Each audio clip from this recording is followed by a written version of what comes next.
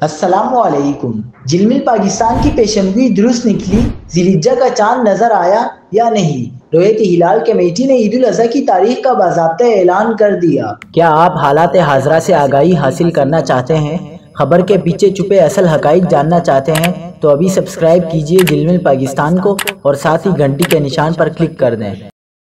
آپ کو بتاتے چلیں کہ ذی الحجہ 1445 ہجری کا چاند دیکھنے کے لیے مرکزی رویت ہلال کمیٹی کا اجلاس آج کراچی میں ہوا، جس کی صدارت چیئرمین رویت ہلال کمیٹی مولانا عبدالخبیر آزاد نے کی۔ ملک بھر کی طرح چاروں صوبائی دارالحکومتوں میں بھی زونل رویت ہلال کمیٹیوں کے اجلاس ہوئے، جس میں ذی الحجہ کے چاند کی رویت کا جائزہ لیا گیا۔ اجلاس کے بعد چیئرمین رویت ہلال کمیٹی مولانا عبدالخبیر آزاد نے اعلان کیا کہ آج ملک کے مختلف مقامات سے چاند نظر آنے کی شہادتیں موصول ہو گئی ہیں۔ ملک کے کئی مقامات سے چاند نظر آنے کی شہادتیں سامنے آئیں، جس کے بعد رویت ہلال کمیٹی نے متفقہ طور پر چاند نظر آنے کا اعلان کر دیا ہے۔